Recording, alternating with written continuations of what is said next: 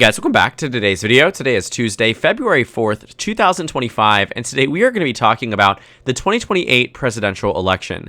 Yes, you heard that correctly. One of you guys asked for a hypothetical matchup between Vice President J.D. Vance, the incumbent vice president, and former Vice President Kamala Harris in a 2028, I almost said 2024, out of habit, 2028 presidential election matchup. Now, the video that I'm talking about is my President Obama versus President Trump election prediction in the hypothetical that the United States Congress overturns the 26th or the 22nd Amendment that was responsible for instituting two terms.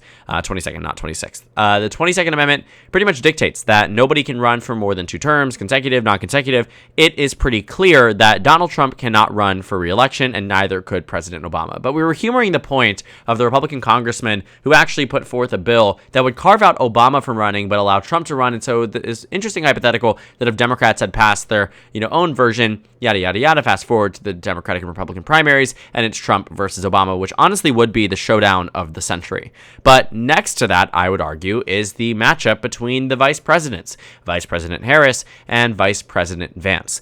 Now, this is one that I think might be way more probable than an Obama versus Trump matchup for a variety of different reasons. Vice President Harris has indicated that she plans to stay relevant in Democratic politics, and whether that is California governor or running to be the next president of the United States, these things seem a bit up in the air. And when it comes down to J.D. Vance, it is very clear that when Donald Trump chose him, he was choosing someone to be kingmaker, to be, choosing someone for the next cycle that would be viable. Now, there is no guarantee that Trump endorses J.D. Vance in the primary.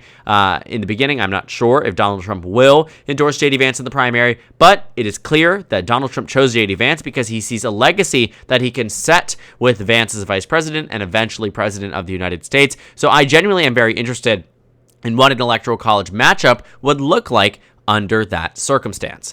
Now, just as a bit of a refresher, the last two times Harris was on the ballot, the first time in 2020 as the vice presidential nominee for Joe Biden won 306 electoral votes to Donald Trump's 232.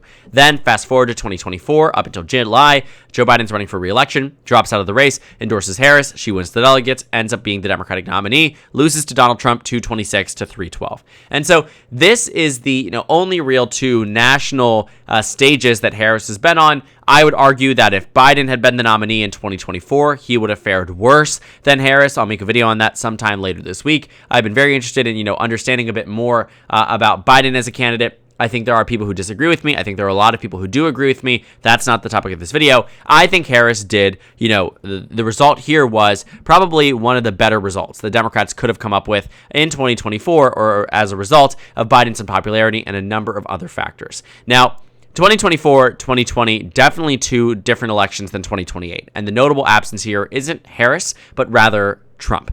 The notable absence is the fact that Trump is his own turnout machine. He does drive voters to be swayed back and forth from him to against him to back to him again, just as he did in 2024. And it has been a unique superpower of his to not have to rely on this traditional and institutional way of getting voters out to vote, the way that we had resorted to in years past on both sides of the aisle. Republicans, what they used to do is they said, we go door to door. We have an inspired group of people. Same thing with the Democrats. They would go door to door. Ground game was everything in 2008. Ground game was everything in 2012. And then in 2016, it was Hillary Clinton outpacing Trump on ground game.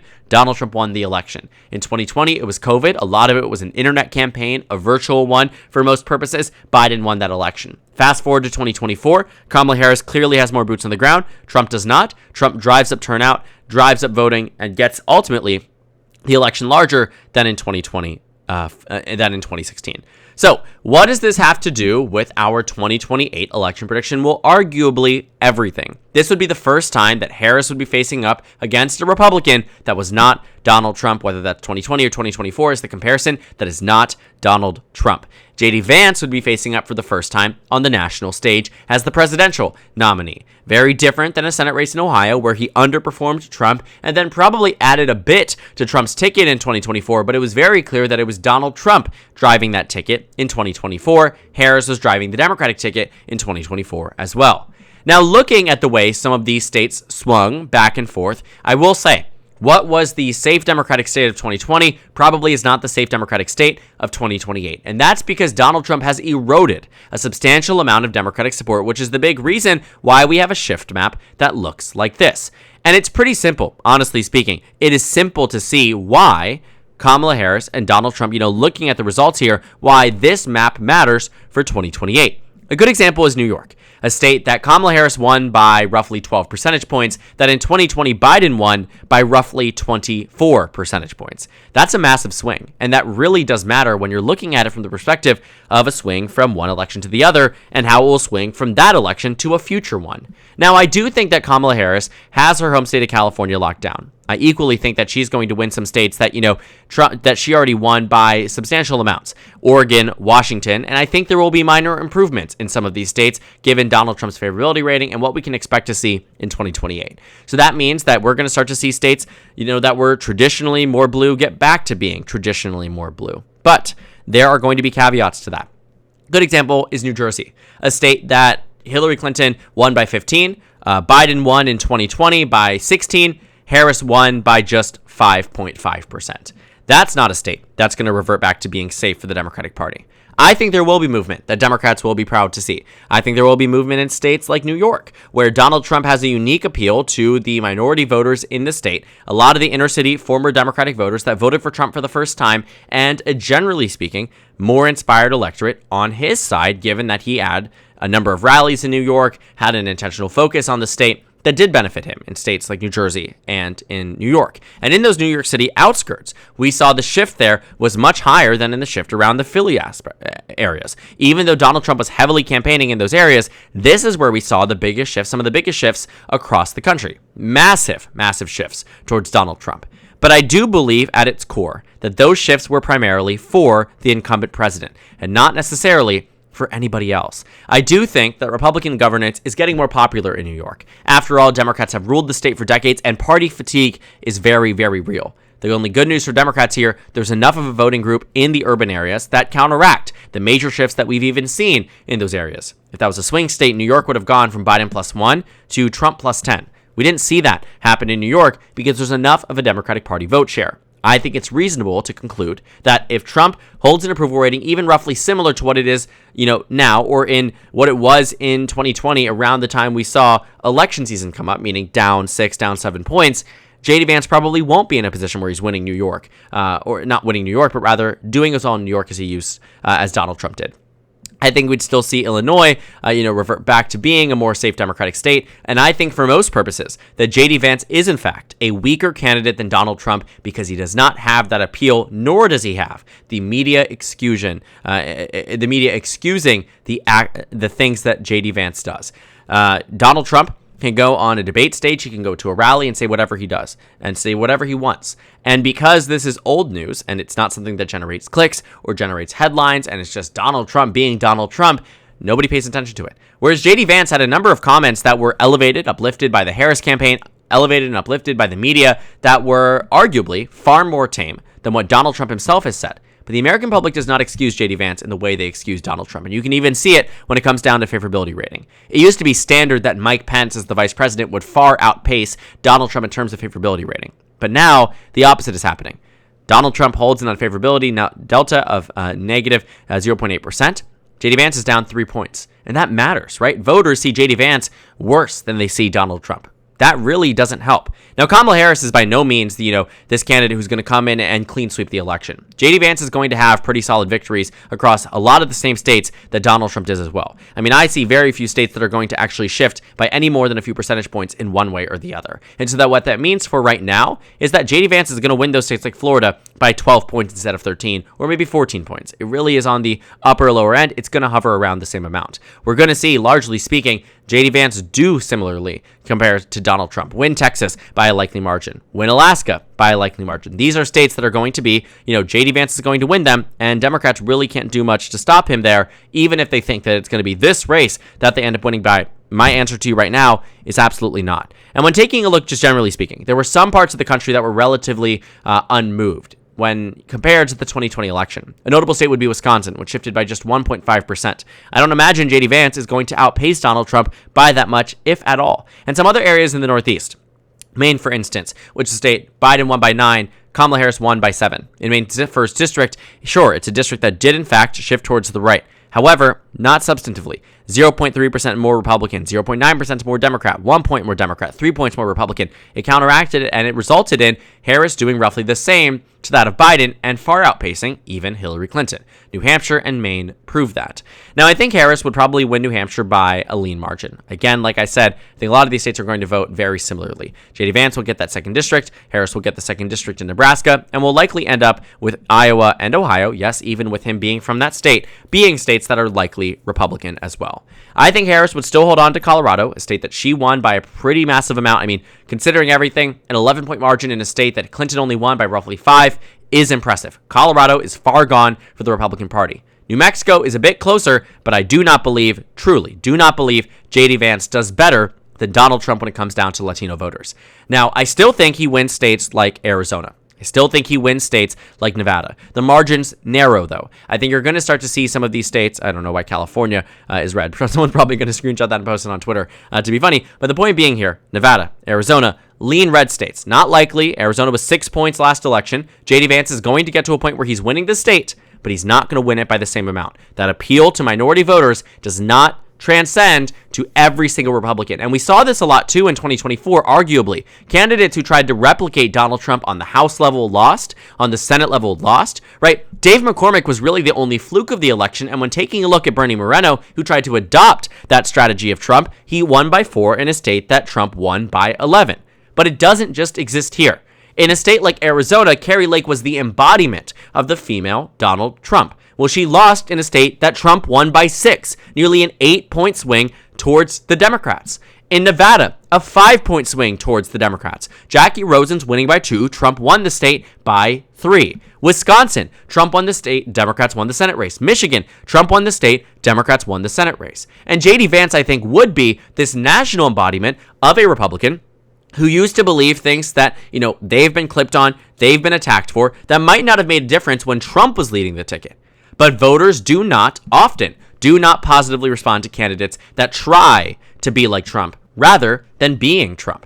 It's very hard to see, truly, but the midterms are perfect examples. Special elections are perfect examples. And when it comes down to the type of voter that is low propensity and turns out to vote, I think many of them will turn out for J.D. Vance. I think Donald Trump will still be very relevant on the campaign trail, and a lot of what he says will dictate how the Republican Party maneuvers, even with the J.D. Vance campaign. I still believe that Donald Trump in his own right was a turnout machine. And although J.D. Vance can win an election without him, don't get me wrong, the chances of it are lower, as well as the fact that J.D. Vance is coming into this potentially with baggage from the Trump administration. Because I don't like to extrapolate, and because I don't like to say the economy will be at this point in 2028, the midterms will have resulted in this. It's a lot of hypotheticals. This is a nowcast, right? If we were to fast forward to 2028, holding everything for today, the national outrage, but the relatively tame approval, I still think that J.D. Vance would be in a competitive race, but I think he fars a lot better of a chance than many people would give him credit for, though he is no Donald Trump. So what that means here is that, Kamala Harris probably would still win Minnesota by a lean margin. It's probably still going to stay in a competitive range, and I will admit, Tim Walz added to the ticket. He did not take away, and I think that's pretty consistent in Minnesota. I don't think you can really argue against that. She probably would have won the state similar to Hillary Clinton's margin of 1.5%. Now, Virginia, still a state that she won by a likely margin. It was a margin of roughly 6 points. I don't see that really shifting. J.D. Vance, again, might be able to walk back some of that suburban appeal. I still think that Virginia at its core is a state that holds way more Democratic vote share in the Northern Virginia region, that even in Trump shifting the country by 6 points, Virginia shifted by less in comparison to the 2020 election. And although we saw massive shifts in Northern Virginia towards Trump from heavily Asian communities, minority communities in general, was not enough to counteract the broader Northern Virginia vote that is just huge for the Democratic Party. Think DC suburbs, right? Think areas and also major cities. Think about Richmond. Think about college towns like Charlottesville, right? Virginia has enough here to hold Kamala Harris on at that 226 mark, roughly with the same margins that she got by in 2024. Now, J.D. Vance, I still think, will be in a position where he's winning Georgia by less. I think that Trump winning it by 2 was a huge warning sign to the Republican Party that Georgia is going to be a really tricky state in the future. Think about it for just a moment. Trump winning Georgia is good for them, but it's a 2-point margin when he won it by 5 in 2016, and Biden only won the state by 0.2. When we have a national shift of 6 points and Georgia only shifts by 2, That is a warning sign, right? The trend lines here have been that Georgia, compared to the rest of the nation, has been shifting more towards the left. And that makes a huge difference, from a very objective standpoint, right? From 2012 to 2016, Romney won Georgia by 9, Clinton loses it by 5, right? The national popular vote, though, shifts away from the Republicans. So compared to the national vote, Georgia shifts left, right? From 2016 to 2020, the national popular vote goes from 2.1 for Clinton to 4.5 for Biden. Well, that's roughly a 2 to 3 point shift. Georgia at most should shift by 2 to 3 points. It shifts by over 5, winning for the Democrats for the first time since 92. Then you fast forward to 2024, where the national popular vote shifts from Biden plus 4.5 to Trump plus 1.5, a 6-point national shift. Georgia instead shifts by 2. Relative to the nation, shifts towards the left. So, in 2028, I do think that Harris, as a weakened candidate right now, loses the state to J.D. Vance, at least given the present-day circumstances. It is closer, though, and I don't think we can deny that. And I think the same case can be made in North Carolina, though it is pretty steady as to how much it's voting for the Republicans, 3 or 1 or 2 points. Narrow margins, I don't think it's getting closer than less than a point. So now it comes down to the 3 Rust Belt states, the same ones that were the main points of contention in 2024, Wisconsin, Michigan, and Pennsylvania. And this is where I think they might vote differently from each other for the first time in 3 decades at this point. I do think that Harris, right now in the state of Pennsylvania, loses the state to J.D. Vance. I think that J.D. Vance wins the presidency against Kamala Harris. Do I think it's a blowout the way it is for Trump? Not even really a blowout. 312 to 226, is one of the more tamer elections we've seen in the 21st century. But still, Pennsylvania goes to J.D. Vance. Michigan, I think so too. I think these margins definitely narrow, but they are always on the razor-thin margins. Pennsylvania was 1.5. I could see it being 0.5. Michigan was a state that was 1.5. I could see it being 0.5. I think the Michigan race, in comparison, I think she will benefit from the fact that we will not be talking as much about the war in Israel and Gaza. I don't think we'll be talking much about different things related to electric vehicle plants and things that were really damaging in Pennsylvania and Michigan for the Biden and Harris and then Harris and Walz campaign. I do think, though, that Dave McCormick and Bob Casey's result is a bit indicative that the state itself in 2024 was far more Republican-leaning than Democrats would have liked. Even when it came down to a long-standing incumbent whose dad had been in politics for decades, who had been in politics for decades, he's running in 2024 as this longtime incumbent loses to a newcomer who isn't even from the state, right? Dave McCormick, the only thing he had to his name was a failed Senate bid 2 years prior where he couldn't even make it through a primary. And so I think about this, and I think about Pennsylvania in a very similar way to I see Michigan. I think even with Elisa Slotkin, who was a star recruit for the Democratic Party, might I add, the strongest one they could have ran, she only won by 0.3%. And not to say that 2028 will be the exact replica of 2024, but it's going to be very similar, at least right now. And I think Kamala Harris does pull ahead in Wisconsin. I think we would see just enough of a shift, a pretty universal one across the country, moving Arizona from 6 points to maybe 4 or 3, Nevada from 3 points to 2 or 1, Michigan from 1.5 to less than that, to Pennsylvania to under a point. And Wisconsin, the state that shifted the least out of all of the swing states, goes back narrowly to Kamala Harris's column at 300, with its 10 electoral votes, putting her at 236. So final map here. J.D. Vance, Kamala Harris in a 2028 hypothetical matchup. Way too early to predict and far too early to be, of importance, but still interesting to talk about and still interesting to do and predict. We are at J.D. Vance at 302 electoral votes, winning the presidency. Kamala Harris at 232. She flips back Wisconsin, makes some inroads in some battleground states, but on the most part, J.D. Vance wins the presidency, winning a 4-year term for the first time and marks being one of the youngest presidents in United States history. So thank you guys so much for watching this video. Make sure to comment down suggestions below. Subscribe on the left if you haven't already, and check out the Instagram and Twitter. At the bottom left of the screen, there's also a Discord server for you to go ahead and join. On the screen, there's a video you can watch and then a playlist for my 2024 post-election analysis videos. Again, thank you guys so much for watching, and I will see you all tomorrow.